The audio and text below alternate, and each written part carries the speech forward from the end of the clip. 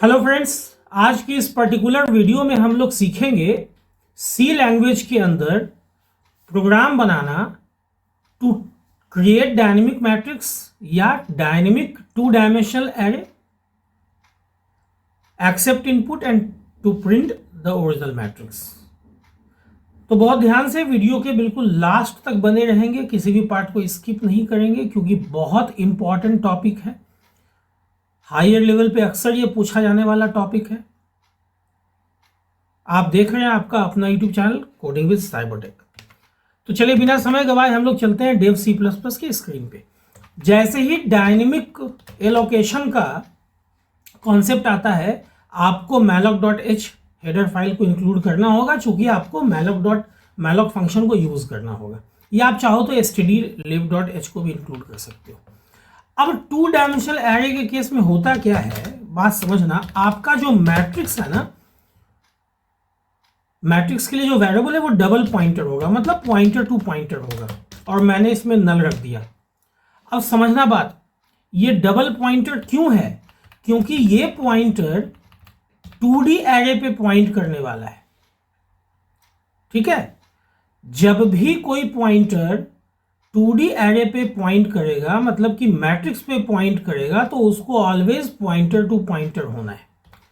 अच्छा, अब यूजर से हम लोगों को नंबर ऑफ रोज लेना है, नंबर ऑफ कॉल्स लेना है, तो रो और कॉल मैंने ले लिया, या आप चाहो तो रोज एंड कॉल्स ले लो, ज्यादा अच्छा है।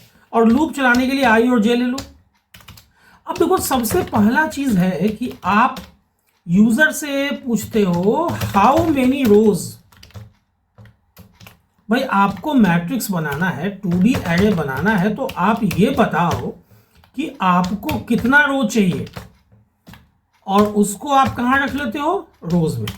और सिमिलरली आप अगेन पूछते हो हाउ मेनी कॉलम्स, और आप उसको कहां रख लेते हो? कॉल्स में। ठीक है, ये दो चीज तो हो गया। अब सबसे मजेदार बात क्या है कि रोज में, अब देखो, इसको मैं डायनेमिकली आप लोगों को समझाता हूं, वीडियो थोड़ा लंबा होगा, तो बहुत ध्यान से वीडियो के लास्ट तक बने रहेंगे। मान लो कि ये आपका रोज नाम का वेरिएबल है। यूजर ने इनपुट दिया कि भाई मुझे जो है रोज चाहिए। कितना रोज चाहिए भाई? बहुत ध्यान से देखेंगे वीडियो को। कितना आपको रो चाहिए भाई? यूजर ने इनपुट किया कि मुझे रो चाहिए, मान लो 4। ओके, चलो। अब इसी ढंग से अगेन यूजर ने कहा कि मुझे कॉल्स भी जो चाहिए ना, कॉल्स, तो कॉल्स के केस में मान लो उसने 3 या 4 दिया, सपोज 3 ही दे दिया, हटा, क्या दिक्कत है? तो अब आपके पास रोज में 4 है और कॉल्स में 3 है। मतलब आपको एक मैट्रिक्स बनाना है, एक 2D एरे बनाना है, जिसमें नंबर ऑफ रोज जो है वो 4 हो, और नंबर ऑफ कॉलम्स हर एक रो के अंदर जो हो वो क्या हो? 3 हो, जैसा कि इनपुट दिया गया है। अच्छा, अभी आपके पास मैट्रिक्स नाम का एक पॉइंटर टू पॉइंटर वेरिएबल है जिसमें फिलहाल नल है। तो अब देखो ध्यान से, बहुत ध्यान से समझना। अब आप लिखते हो कि भाई मैट्रिक्स में आप असाइन करो int एस्ट्रिक एस्ट्रिक। क्यों भाई? क्योंकि ये पॉइंटर टू पॉइंटर है। मैलॉक यूज करते हो, size of int asterisk use करना होगा, इनटू कितना आपको रो चाहिए, वो रोज में है ना। अभी मैं ऐसा मान के चल रहा हूं कि भाई ये एलोकेशन हो गया। अगर आप चाहते हो कि एक्सेप्शन भी आप देना चाहते हो कि भाई अगर इसके बावजूद, इस लाइन के एग्जीक्यूशन के बावजूद अगर मैट्रिक्स में ना लाया, इसका मतलब क्या है? इसका मतलब है कि मैसेज दे दो कि भाई मेमोरी एलोकेट नहीं हुआ, अनेबल टू एलोकेट मेमोरी।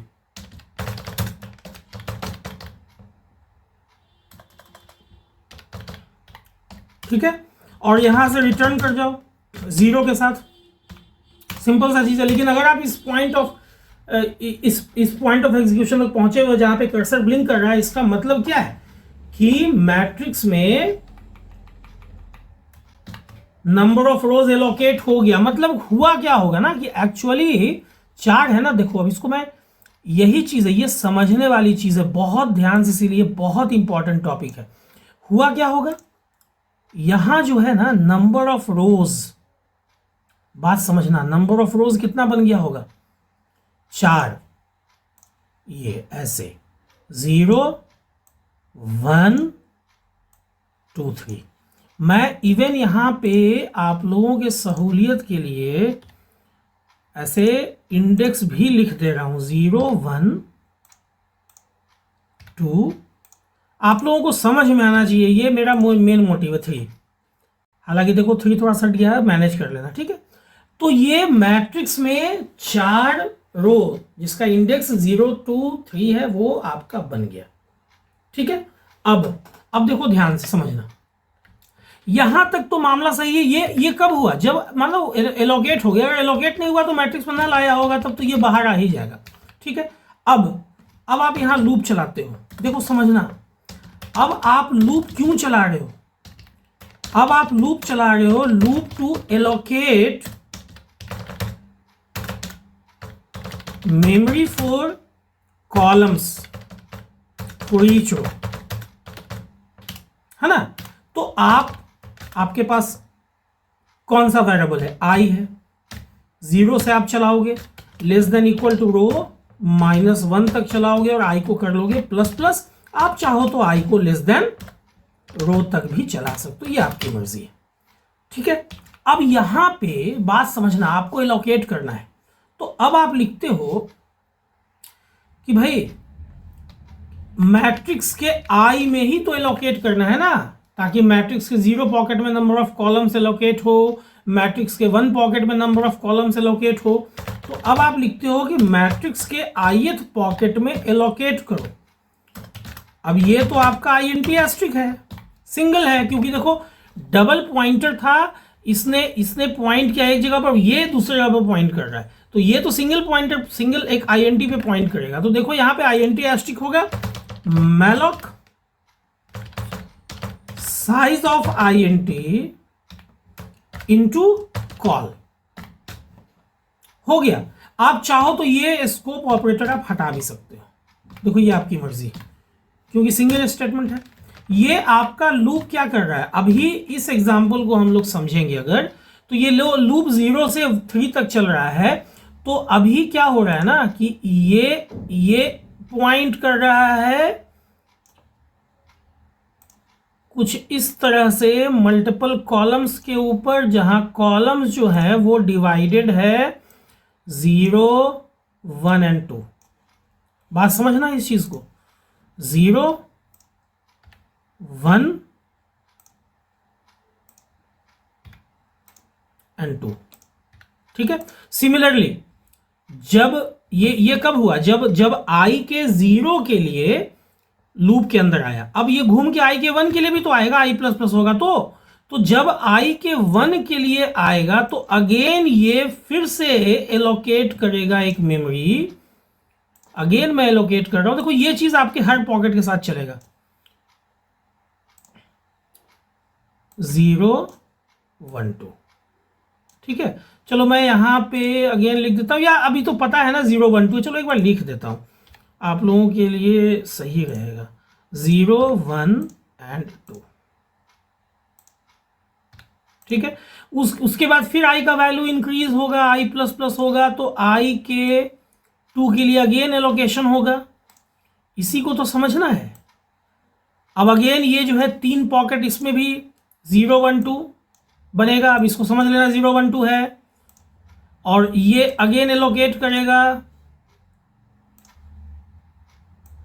यहां पे फिर से वैसे ही कॉलम्स बनेंगे 0 1 2। आप लोगों को ये मान के चलना है कि ये 0 1 2 है, ठीक है। मैंने एक बार लिख दिया। अब समझना, यहां तक तो एलोकेशन हो गया सर। अब आपको एक नेस्टेड लूप चलाना है, nested loop to fill the dynamic array, जिसको कि 2 डायमेंशनल एरे भी आप बोल, डायनेमिक मैट्रिक्स या 2 डायमेंशनल एरे, डायनेमिक मैट्रिक्स या 2D एरे, ओके।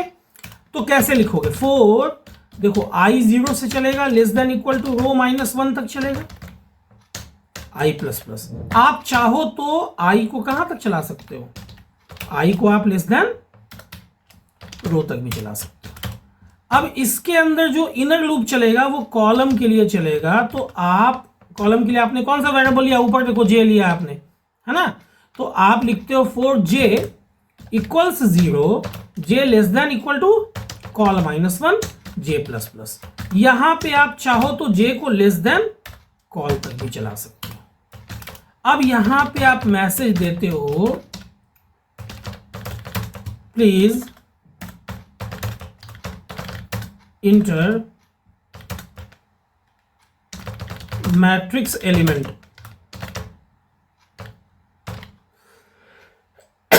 ठीक है।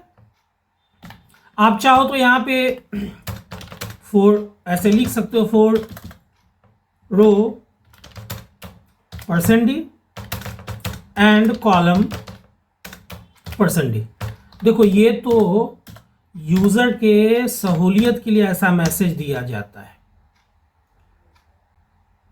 यहां पे आप रो का वैल्यू पुट करते हो, रो नहीं एक्चुअली आई का वैल्यू पुट करते हो, और साथ में यहां पे जे का वैल्यू पुट करते हो, और यहां पे आप स्कैनफ से इनपुट ले लेते हो भाई %d, क्योंकि INT एरे है, या %i भी लिख सकते हो, मैट्रिक्स के आई जे पॉकेट में आप इनपुट को रखो, है ना। यहां पे बहुत ज्यादा है तो आप यहां पे एक टैब दे दो, ठीक है, ताकि इनपुट जो है वो थोड़ा स्पेस लेके आए, बढ़िया रहता है। हो गया, ये आपका लूप चला इनपुट लेने के लिए, ताकि आपका डायनेमिक मैट्रिक्स क्या हो सके, फिल हो सके। अब अगेन आपको एक लूप चलाना होगा, अगेन नेस्टेड लूप ही चलाना होगा to print the dynamic array, ठीक है। तो मैं यहां पे फिर से nested loop to print the dynamic matrix, to print the dynamic matrix या dynamic 2D array. Same concept है, रो -1 तक चलेगा, आई या लेस देन रो तक चलेगा, जे कॉल -1 तक चलेगा या लेस देन कॉल तक चलेगा।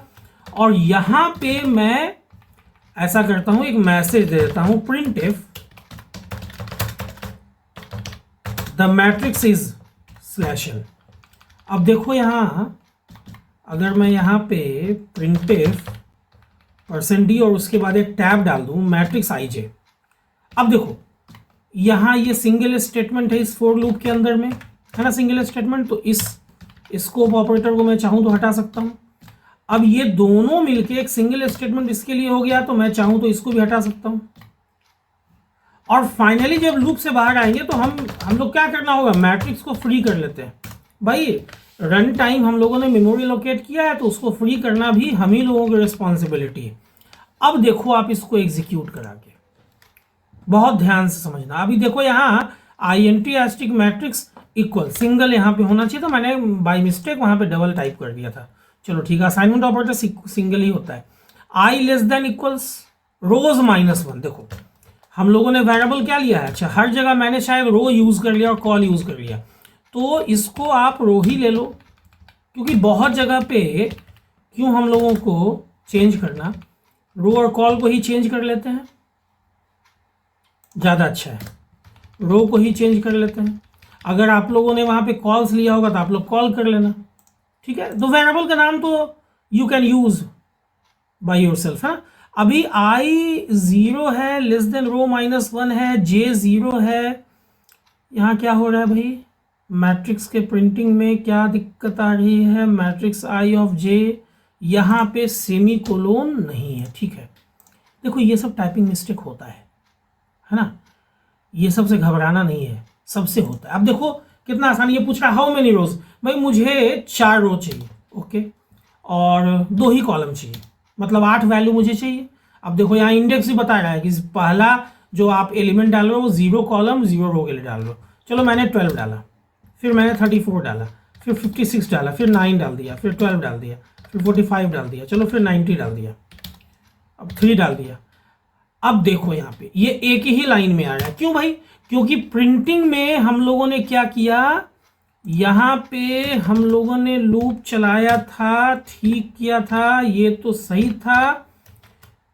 एक्चुअली हम लोगों ने ध्यान नहीं दिया, यहाँ पे आपको लाइन चेंज करना था, ठीक है, ताकि हर एक रो के बाद प्रिंट होने के बाद हर एक रो में जितना भी कॉलम है वो प्रिंट हो, उसके बाद लाइन चेंज हो जाए, ताकि मैट्रिक्स के शक्ल में एटलीस्ट प्रिंट तो हो। तो अब देखो, मुझे 4 रो चाहिए, 2 कॉलम चाहिए।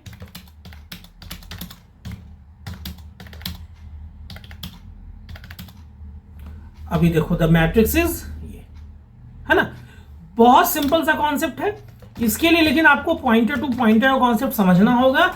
ये पॉइंटर टू पॉइंटर या इससे पहले पॉइंटर वाला भी कॉन्सेप्ट का वीडियो मैंने ऑलरेडी बना के चैनल पे रखा है। अगर आप लोगों को इस वीडियो समझ में वैसे तो आ ही गया होगा, मैंने कोशिश की है सारी चीज़ों को समझाने के लिए। और ये ग्राफ, इसका आप लोग स्क्रीनशॉट ले लेना, ये बहुत इंपॉर्टेंट चीज़ है, ठीक है। उम्मीद करता हूँ कि इस वीडियो को देखने के बाद अब आप लोग भी बहुत आसानी से सी लैंग्वेज के अंदर डायनेमिक मैट्रिक्स को क्रिएट करके इनपुट लेने के बाद उनके वैल्यूज़ को प्रिंट करना आप लोग आसानी से ये चीज़ सीख लिए होगे। उम्मीद करता हूँ ये वीडियो आप लोगों को अच्छी लगी होगी, इन्फॉर्मेटिव लगी होगी। अगर वीडियो अच्छी लगी हो, इन्फॉर्मेटिव लगी हो, तो वीडियो को लाइक और शेयर करना ना भूलें।